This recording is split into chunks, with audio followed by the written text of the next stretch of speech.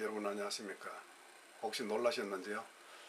몇 시간 전까지만 하더라도 민원행정에 대한 정리가 올라 있었는데 갑자기 사라진 것을 보시고 조금 당황해 하실지 모르겠습니다. 제가 그 녹화 저장 방식을 잘못해서 많이 잘려나가는 걸 확인하고 다시 올리게 되었습니다. 조금 빠르게 진행해서 민원행정에 대한 마지막 정리를 한번 해보도록 하겠습니다. 자, 일단 카메라를 한번 돌려서 문제의 핵심을 바라보는 게 아주 중요할 것 같습니다. 카메라를 한번 돌려보도록 하겠습니다. 자, 카메라를 돌리시고요. 그 다음에 확대를 해보겠습니다. 보이십니까? 조금 더 하게 될까요? 오케이. 자, 문제를 한번 보죠. 민원 행정에 대한 다음 설명 중 사실과 다른 것은 1번 문제입니다. 민원은 신청인이 요구한 것뿐만 아니라 신청하지 않아도 다리를 놓거나 쓰레기를 치우는 것, 도로 보수, 공공관리 포함된다. 2번 민원은 주민의 요구는 물론 사경제처로서 공공단체나 행정기관이 요구하는 것도 민원에 포함된다. 자, 포함된다는 두 개의 문장이 이렇게 나옵니다. 자, 이럴 경우에는 대체로요, 통일한 끝부분을 나오면 두 개 중에 답은 하나입니다. 일단 3번, 4번을 보죠. 민원은 국민의 정세에 많은 영향을 끼치기 때문에 정치인은 관심 대상이다. 당연 논리입니다. 정치인들의 최대 관심사가 뭡니까? 표를 얻어서 재선, 3선 계속 지속적으로 권력의 지위를 차지하는 것이죠. 그래서 그분들의 가장 큰 현안은 뭡니까? 주민들이 무엇을 원하고 무엇을 요구하는지를 살피는 것입니다. 최대 관심사는 민원입니다. 그래서 제가 살고 있는 대구시 북구 더민주당의 홍모모 의원은 매주 토요일을 민원인의 날이라고 정해서 주민들로부터 민원을 접수하고 스스로 해결해주는 그런 시간을 갖기도 합니다. 자, 4번에 복합민원은 민원인이 하나의 목적을 실현할 때 복수의 기관에 의해서 복수의 인허가 등의 처벌을 받아야 하는 민원입니다. 맞습니다.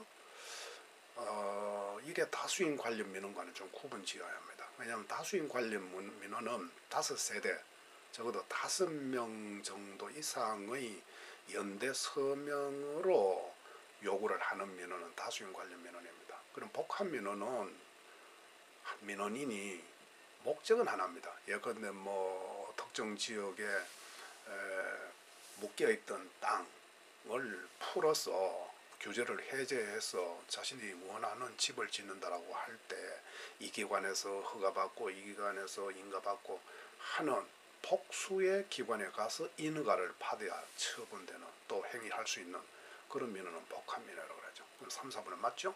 그러면 1, 2번 봅니다. 다시 한번. 신청한 요구뿐만 아니라 신청하지 않아도 다리를 놓거나 쓰레기를 치우는 것, 도로 보수, 공공관리 이건 민원 아닙니다. 뒷부분이 아니죠. 신청하지 않은 것, 즉 특정 행위를 요구하는 것이 민원이지 요구하지 않는 것은 민원의 범죄에 포함시킬 수는 없습니다.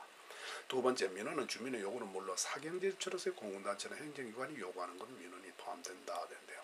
자, 민원인이 누가 되는지 여러분들 한번 보셔야 돼요. 사경제처로서의 공공단체나 행정기관은 민원인이 됩니다만은 일반 행정기관은 민원이 될 수가 없습니다. 자, 그래서 법을 한번 보실 필요가 있죠. 민원 처리에 관한 법률 제2조에 민원이라는 것을 분명히 여기 구분하고 있습니다. 민원이 뭐냐? 민원인이 행정기관에 대하여 처분 등 특정 행위를 요구하는 것을 민원이라 합니다. 분명히 특정 행위를 요구하는 것, 방점은 요구죠? 요구하는 게 민원입니다. 근데 그 종류에는 일반 민원과 고충 민원이 있고 다시 일반 민원 안에는 법정 민원, 지리 민원, 거리 민원이 있습니다. 한번 새겨주시고요. 그 다음에 고충 민원은 민원의 종류에 속하기는 한데 민원 처리에 관한 법률 절차에 따라서 해결하는 것이 아니고 이거는 보방법, 소위 부패방지 및 국민권익위원회 설치 운영에 관한 법률의 절차에 따라서 해소하는 민원이 바로 고충 민원입니다. 참고적으로 고충 민원의 처리 절차, 방법, 그 근거가 뭔지 여러분들이 살펴주시기 바랍니다. 부패방지 및 국민권익위원회 설치 운영하는 법률입니다. 자, 그 다음에 민원인 정리가 중요하죠. 위에 문제도 있었지만은 민원인이 누구냐? 민원인은 행정기관에 대하여 행정기관을 대상으로 민원을 제기하는 개인, 법인, 단체가 민원입니다. 자연인 개인도 민원인이 될 수 있지만 법인도 민원인이 될 수 있고 단체도 민원인이 될 수가 있습니다. 다만 뒷부분입니다. 단수조항에 행정기관과 사법적 계약관계에 있는 자, 성명주소가 불명확한 자 등은 민원인으로서 제외합니다. 행정기관은 왜 민원인이 될 수가 없느냐? 그건 당연히 민원을 수용해서 해결해 줘야 될 당사자지 주체지 민원이 될 수가 없죠. 그 다음에 행정기관과 사법적 계약관계에 놓인 자, 행정기관하고 특정 어떤 법인 혹은 개인 간에 계약관계를 맺어가지고 중요한 권리 의무가 발생되었습니다. 자, 그런데 사법적 계약관계는 어디까지나? 예를 들면 뭐 책상 100개를 납품하시오. 그래서 책상 100개를 납품해서 어느 날까지 돈을 지불하도록 되어 있는데 납품한 개인 사적관계 개인 회사에서 돈이 입금되지 않자 행정기관에 대하여 돈 넣으시오. 그런 요구는 민원이냐? 그건 민원이 아니죠. 왜냐하면 사법적 계약관계에 놓여있는 자의 행위이기 때문입니다. 그리고 성명주소가 불분명한 자로 제기되는 민원인으로 볼 수가 없습니다. 자, 이런 조항은요, 그냥 이렇게 법으로도 충분히 이해가 되지만은 구체적 시행령에 보면 더 자세하게 하고 있죠. 시행령 제2조를 한번 보시기 바랍니다. 민원인 공공기관의 범위를 정해놨습니다.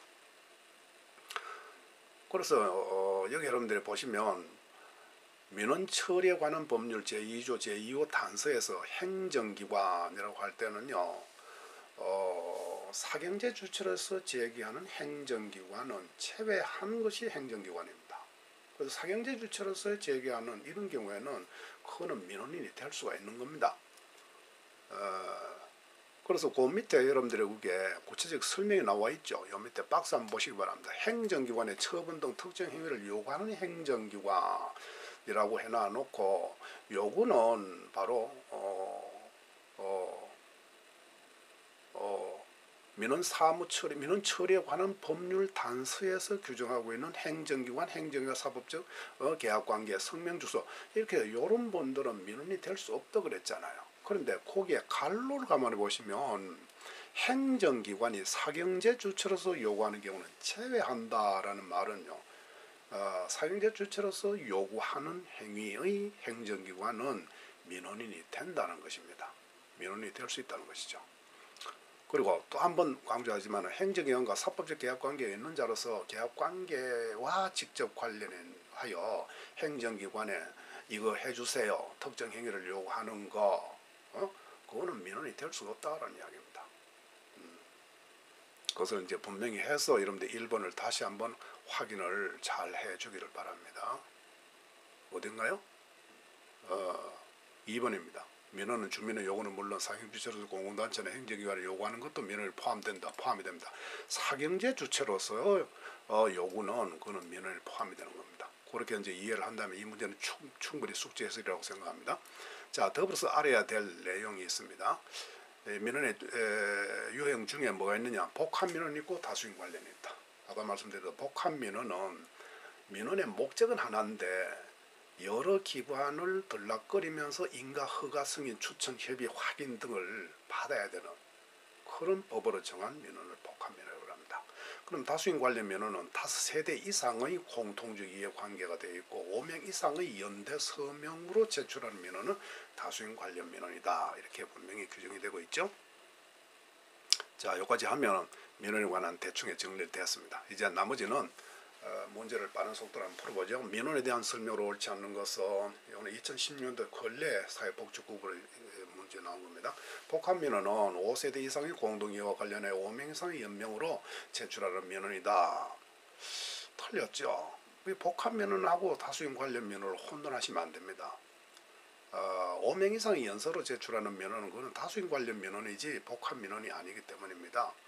그 복합민원은 다시 한번 우리가 새겨보면 하나의 민원 목적 실현을 위해서 여러 관계기관 내지는 관계부서로부터 인가, 허가, 승인, 추천 등등을 거쳐서 처리되는 그런 법으로 정한 민원, 즉 법적 민원을 우리는 복합민원이라고 하기 때문입니다. 그 다음 2번 고충민원은 행정기관 등의 위법 부당하나 소극적인 처분 및 불합리한 행정제도로부터 인하여 국민의 권리를 침해하거나 국민에게 불편 또는 부담을 주는 상황의 민원을 우리가 고충민원이라 합니다. 자, 고충민원은 민원 처리에 관한 법률이 의해서 처리되는 민원이 아니라 아까 말씀드린 부방법에 따라서 처리하는 민원이 바로 고충민원이라는 사실도 다시 한번 확인해 주기 바라고요. 그 다음에 3번 질의민원은 법령, 제도, 절차 등 행정 업무에 관해서 행정기관의 설명, 해석을 요구하는 행정기관의 설명, 행정기관의 해석을 요구하는 그런 민원은 국민이 제기한 민원 중 질의민원이고 건의민원은 행정제도 개선이나 운영 개선을